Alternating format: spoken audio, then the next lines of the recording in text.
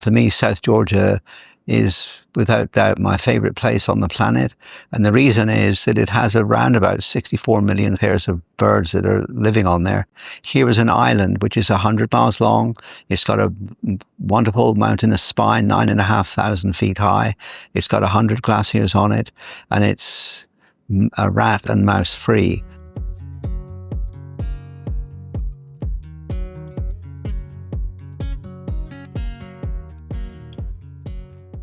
Welcome to the Birding Life Podcast, Africa's #1 birding podcast. This episode is a special one. We recorded it on board the Flock to Marion cruise, a cruise dedicated to seabirds, conservation, and the breathtaking spectacle of life at sea. And today, we are honored to welcome back Peter Harrison, MBE, for his second appearance on the podcast. A world-renowned seabird expert, artist, and conservationist, Peter has spent a lifetime studying, illustrating, and championing these incredible ocean wanderers. He has written and illustrated more than a dozen books, including his latest masterpiece, Seabirds, the New Identification Guide, a definitive resource for seabird lovers around the world. In this conversation, Peter shares his deep passion for albatrosses, the challenges these birds face, and why the Mouse-Free Marion Project is one of the most urgent conservation efforts of our time. We also want to take a moment to recognize BirdLife South Africa for their incredible work in seabird conservation. If you're inspired by this episode, consider supporting their efforts to protect Marion Island and its vulnerable bird populations. Every contribution helps secure a future for these remarkable species.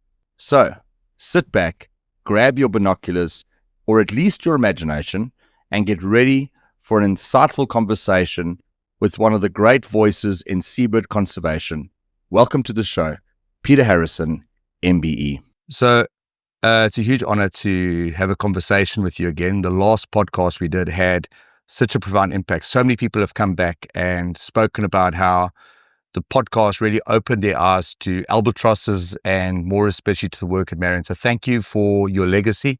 Thank you for the hard work you did. I really, really appreciate it. Like just was saying beforehand, you're working really hard on the ship, but we really do appreciate all the hard work that goes in. It's a real honor for me to have a conversation with you. Thank you so much. Well, I feel it's mutual. We each have jobs to do, and there's no bigger program in the world at the moment that's going on that it would be more important from a conservation issue than the saving of Marion Island. Marion Island is a gem and as such should be protected with full vigor. So this is the second Flock to Marion cruise. The second time we've gone down into the Marion area. So how do you feel that this year's cruise has compared to the previous one? I remember the last time we had Albatross Thursday, and you came on the stage and said it's one of the best days of seabirding that you've ever had. So how does this year's cruise compare to the last one? Well, 2 years ago, we were coming up on the islands, and although I'd worked on the islands as a researcher in the past, back in the 70s and so forth, I guess I'd kind of forgotten just how many birds there are really around the islands. And so when we arrived 2 years ago at that dawn and the storm coming down chasing us, and so we only had about 4.5 hours here. Just think of that, 4.5 hours. And there we were, the decks bristling with bird watchers, telescopes, cameras, binoculars, etc. And everybody was so surprised at the sheer number of birds. When you think of big birds like the wandering albatross, you tend to think of a few hundred would be about the limit. But on that particular day, we had easily 500 birds in the air and lots of birds sitting on the water. And it was an absolute classic. It was mesmerizing, the number of birds that were flying around. And these aren't sparrows. These are birds 11 and 12 feet across. Well, almost 12 feet anyway, weigh about 20 or so pounds.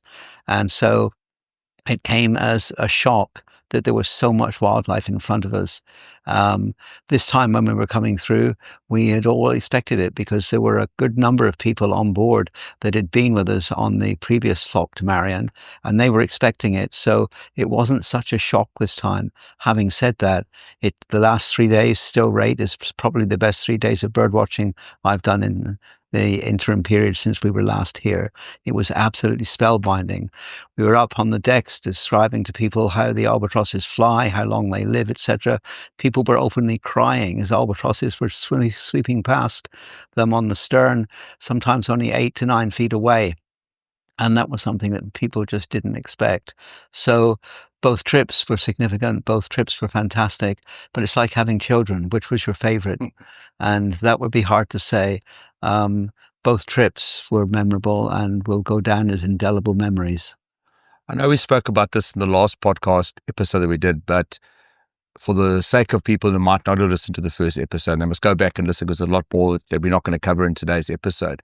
How did this love of seabirds start, especially albatrosses? Well, you know, when you think of mythical beings, albatrosses to most people are mythical beings. Almost nobody sees an albatross. They hear about albatrosses, especially with the Rime of the Ancient Mariner and the albatross hanging around the poor sailor's neck for the duration of the rowing part of the open boat journey. In terms of the birds themselves, the birds themselves are just so big and so wonderful that I just think it took everybody by surprise. Yeah, and they really are amazing birds. What makes albatrosses, what is it that makes them so special to you specifically? I think the albatrosses amongst, or above all else, to me, are icons of the Southern Oceans. And this is a body of water which is about 20 times the size of the continental United States.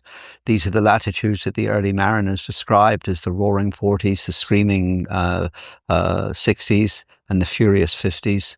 And to see birds in a wind, sometimes blowing at 70 to 80 knots, which we had on this trip, and to see the albatrosses just flying without even a beat of their wings, just gliding at something like 50 to 60 miles an hour. And albatrosses to me are just epic wildlife that inhabit a part of the world that we normally can't, and that's the open ocean. And so everything they do, you think that an albatross on average flies 500 miles in a single day. In a lifetime, a 50-year-old bird will fly 8.5 million miles. That's 34 round-trip journeys to the moon and back.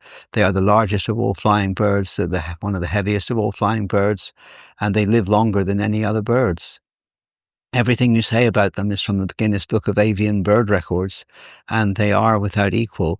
Albatrosses are without doubt the most amazing life form on the planet, and certainly the most itinerant. Nothing lives longer, nothing flies further than an albatross. And we only have a limited number of them, and we are beginning to lose them. Something which I've always been inspired by you so much is you've written many, many books. You've written lots of books, you've painted lots of pictures of albatrosses, and there's the scientific side of your approach, but you've never lost that passion.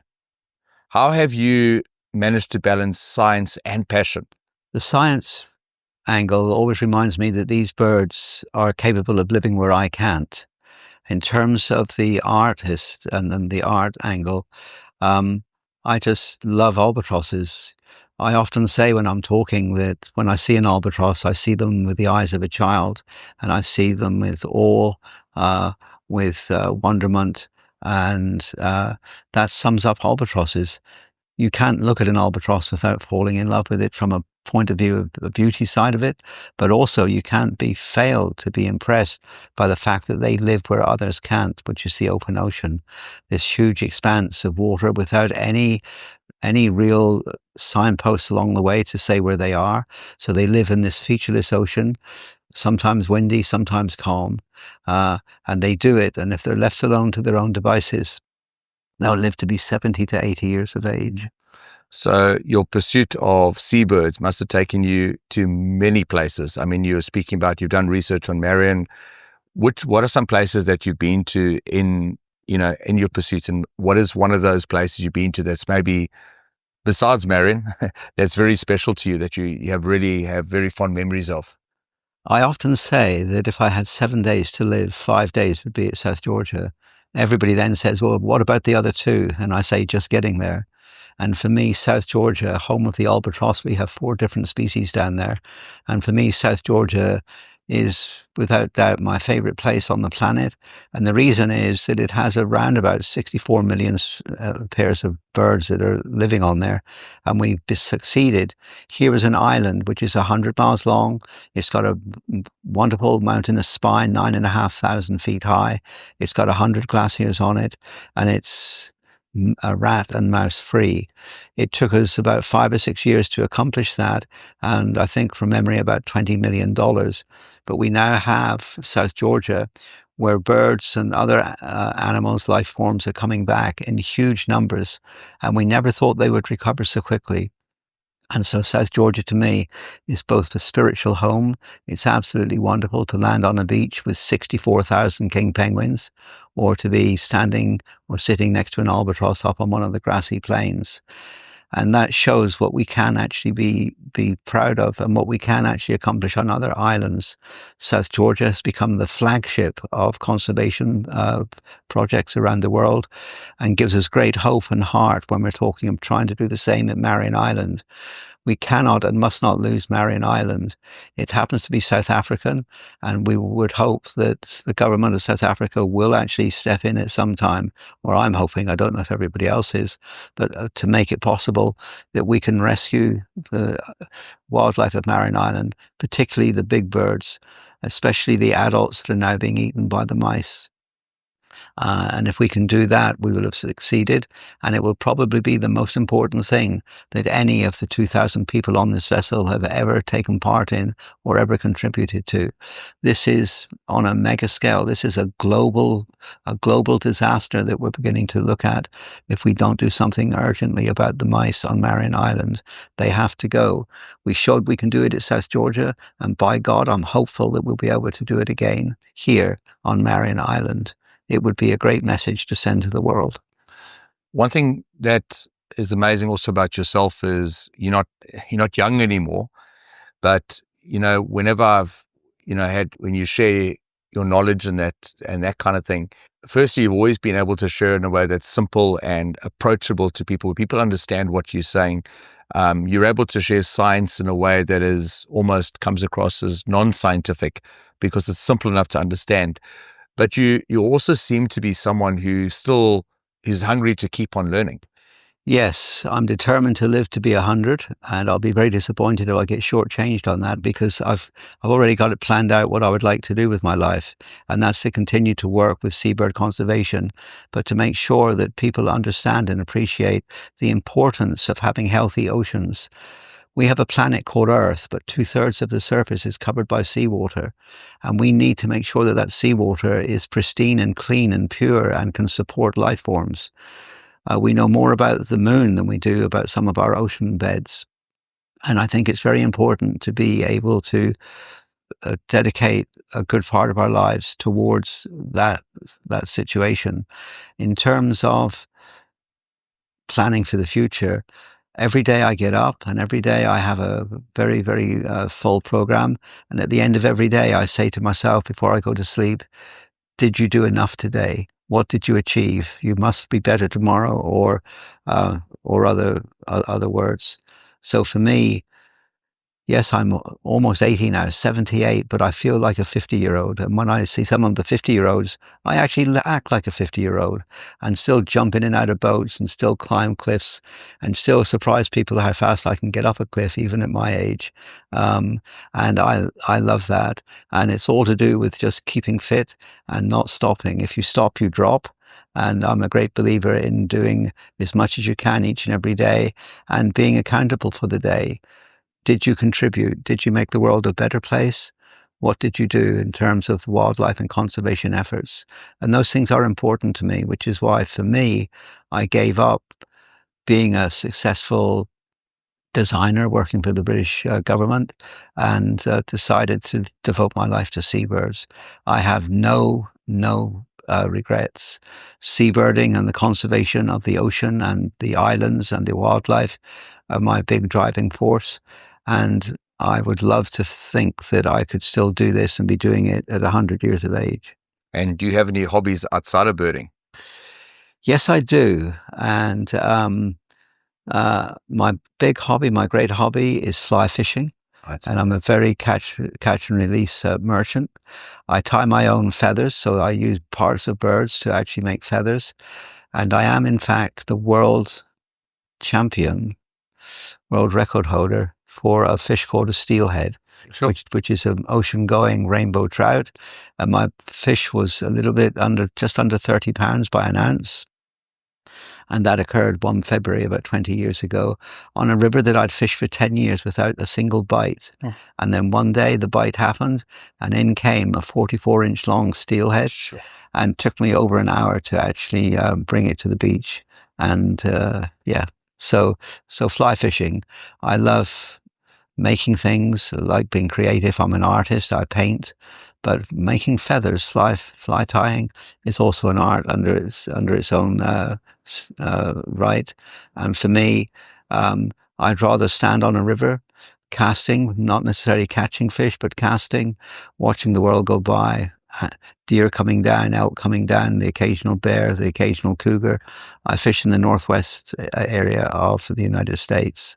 But I probably only do that 2 or 3 times a year. And when I do, it means more that I'm doing it because it's so rare that I get the chance to do that with the other work that I've got. But yeah, fly fishing, I love it.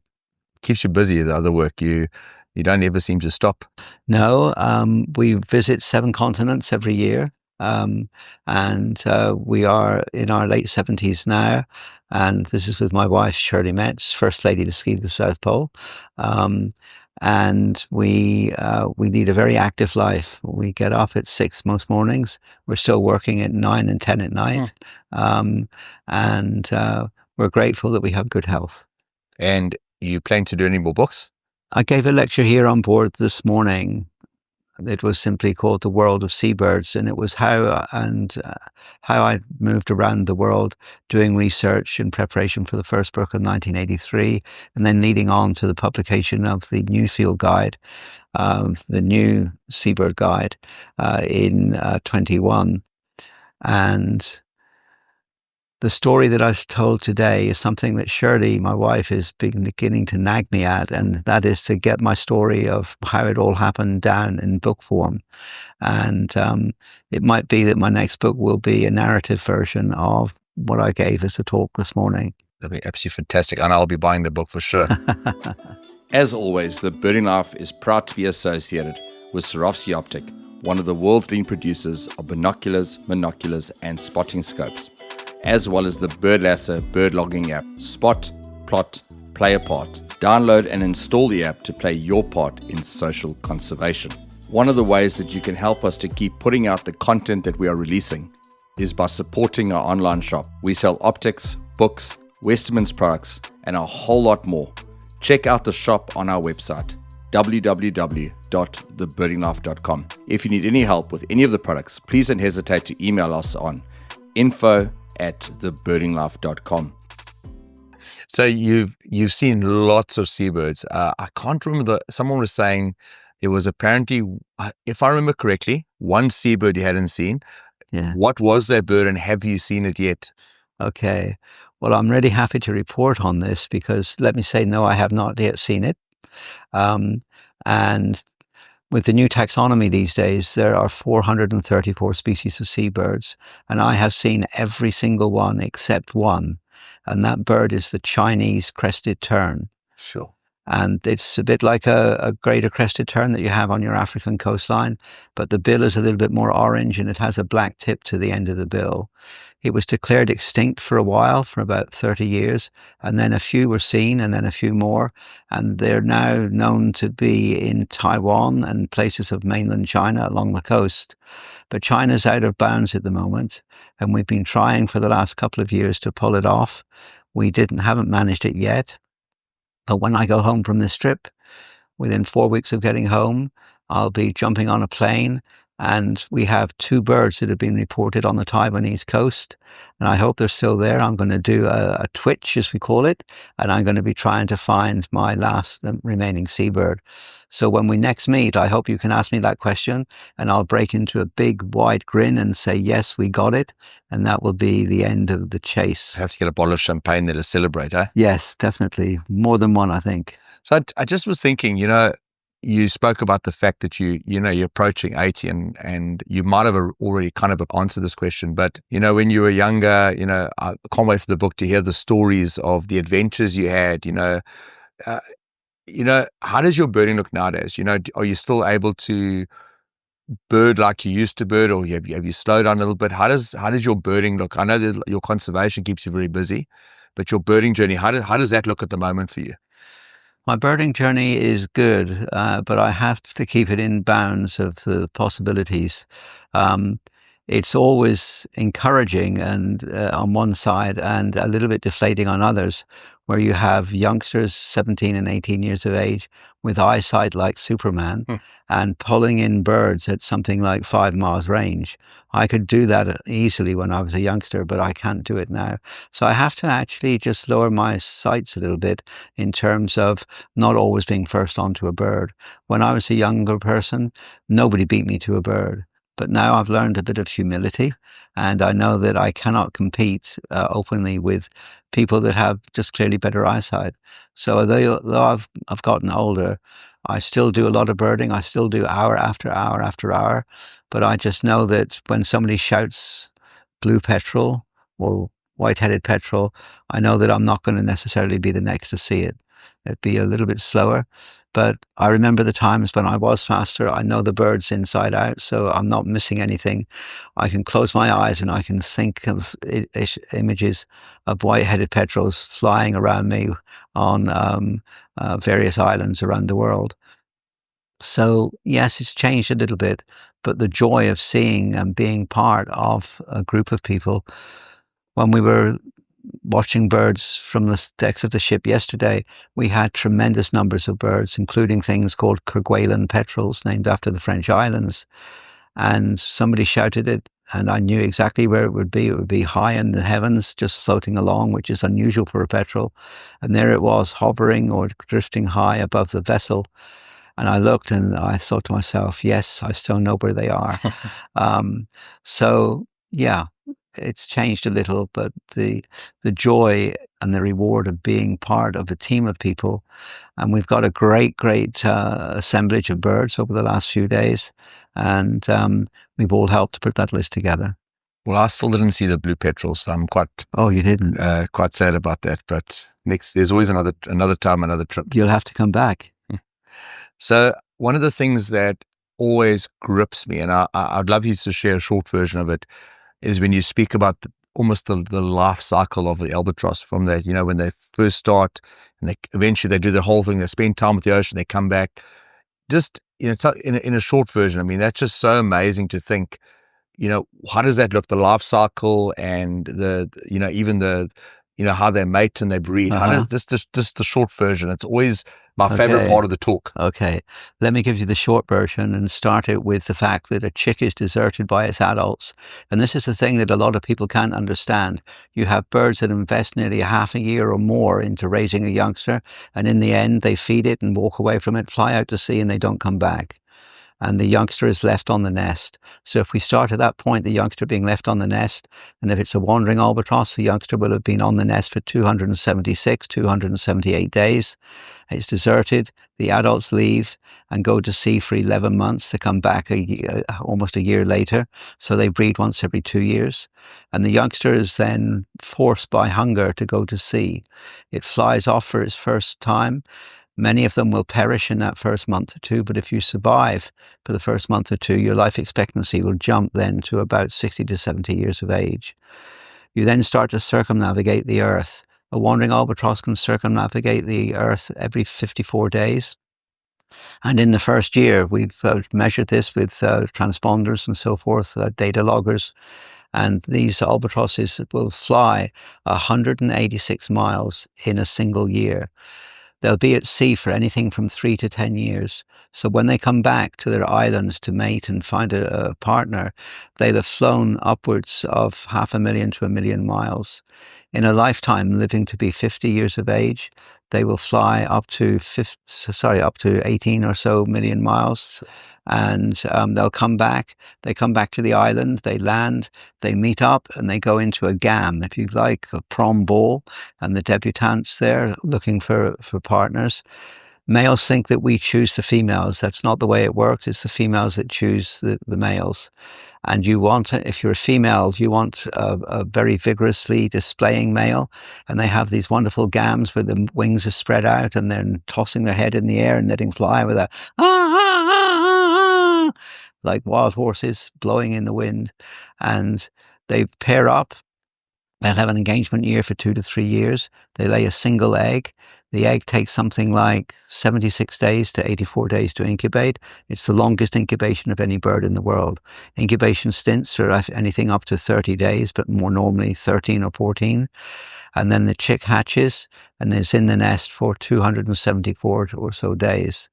And then the whole thing starts again. The chick is deserted. The adults go to sea, and hopefully that chick survives and gets out into the open ocean. So it's a constantly active role for the adults, and the chick is there. And in the old days, chicks were pretty much resilient to any predation, certainly from birds. And on most islands, there are no introduced predators. The house mouse would seem to be a tiny and non-important predator. But in terms of what they've done to Marion Island and other islands, by the way, across the world, it's not just Marion, but there's quite a few islands that have carnivorous mice. And so they have to contend with that. And that's something that they've never really contended with or had to until the mice arrived. The mice arrived about 200 years ago with whalers and sealers, accidentally introduced. And now we're paying the price. So this question could be a whole podcast. So I'm not asking you to do intricate details because I know there's aging and all that kind of thing. But, you on the last cruise, we got some wandering, but also we've got Tristan albatross. I know we don't have pictures to show and that kind of thing, but what are some of the things that you're looking for to differentiate the Tristan from the wandering albatross? The Tristan from the wandering albatross, they're very, very similar. If you had looked at it, say, back in the 70s, there was only one wandering albatross. And there was only one wandering albatross species, and you had 4 or 5 subspecies. And those have now been split up to full speciesship, and the Tristan being one of them. So you have like wandering albatross, you have Tristan albatross, you have Amsterdam albatross, Royal albatross, southern and northern, etc. We started to realize around South Georgia and our trips down there that we were getting another albatross coming in. It was the black and white albatross, big albatross, so obviously one of the wandering types. We weren't quite sure what it was. And then a really wonderful thing happened, and that's that ship owners decided that they would have cruises where they would use as repositioning cruises. So you could take a cruise from Ushuaia in Argentina out to the Falkland Islands, from the Falkland Islands over to South Georgia, and then instead of turning south to the Antarctic, you would turn northeast and go up to Tristan da Cunha and Gough Island. There are no wandering albatross types that breed anymore on Tristan. On Inaccessible, there's about 3 pairs, and the rest of them, over a little over 1,000 pairs, nest on Gough Island. So this is the home of Tristan albatross. So as we got closer and closer to Gough Island, we realized that these strange albatrosses that we've been seeing around South Georgia, just on occasions, were actually becoming more plentiful until we got to the seas off Gough Island. It was March, so they're breeding, incubating eggs. And so you can be confident that the albatrosses that you're seeing around Gough, as you're right in the middle of the breeding season, are all Tristan albatrosses, because all Tristan albatrosses only nest on Gough Island, with the exception of the 3 on Inaccessible. So what we do is that we took a series of photographs, maybe over 2,000 photographs. And in the meantime, members of the Fitzpatrick Institute, Professor Ryan for one, and a few others, were banding albatross chicks for us. And then when they came back in 1 year, 2 years, 3 years, they would take them, turn them away from the camera to get the dorsal view, and we would take a pattern so that we would have a plumage pattern of a Tristan albatross. We then divided that up into 10 different stages. And then we went and we took photograph after photograph of Tristan albatrosses at sea within eyeball sight of Gough Island. So we know what a Tristan looks like. So it was with great surprise that 2 years ago we came bounding out towards Marion, and we ran into birds that looked exactly like Tristan albatrosses. And the same thing happened here this year. We came out. Nobody was really suspecting it, but I actually feared it because I know the contentious issue. If you make something a species, somebody wants to know that they can check it off. As a scientist, that's of no value to me whatsoever. I want to know where the birds are and how they disperse at sea. And so we have birds that I can put down, and I can show you a photograph of Tristan albatross. And all our Tristan albatross photographs were only taken with an eyeball distance of Gough Island. So we know they're Tristan albatrosses. And then you take a bird from, say, yesterday, just off Marion Island, and you put them side by side, and almost feather to feather, they are absolutely mirror images of each other. So all I can say is that we are seeing birds with the field characters of Tristan albatross off Marion, and it looks as though they might come into the Indian Ocean. We're beginning to understand that. They've been now seen all the way east to Australia. So I think we'll get more comfortable, especially if we can get more recording work on where they are and where they go from our transponders that we use to track them. So stay tuned. We might have some good news. I would say that the birds that we're pointing out as Tristan are Tristan, because they are, as I say, mirror images. I can't see any reason why they wouldn't be Tristan, but they're not known to breed here. But remember, we're only 2,200 kilometers from the African coastline. The foraging range of most of the wandering albatrosses in this world are 3,500 kilometers from the nest. So we are within feeding range of the Tristan albatrosses. So I know we are pushed for time, and I want to ask the last question. This is the question that is probably the most important question from this interview. When you were doing your talk, you said that you consider the Mouse-Free Marion Project to be the single most important conservation project right now, and it's quite a big claim. There's a lot of different conservation issues around the world, and you feel this is the biggest project on Earth right now. Why do you feel so strongly about this? Quite simply, there are other worthy conservation causes around the world. But if you look at where we are at Marion Island, we're in a situation where we have an island with about half of the world's breeding wandering albatrosses.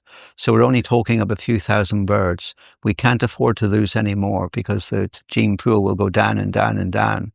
And so it's so important, because if we do lose these birds, there's no way that we're going to be able to re-engineer them and breed them back to life again. So we have to be careful. Each of us has a duty to the planet and to the life forms that are on it. And Marion Island, without any doubt whatsoever, is the single most important research and eradication project that's going. And it's going to take a good number of millions of dollars to actually rescue these birds. But if we don't, there's nowhere else that they're going to be appearing. We've got them breeding, obviously, on Prince Edward. We've got them down at South Georgia, but there aren't many islands in the world where they find safety. And I do mean absolutely 100% that this is the most important conservation project.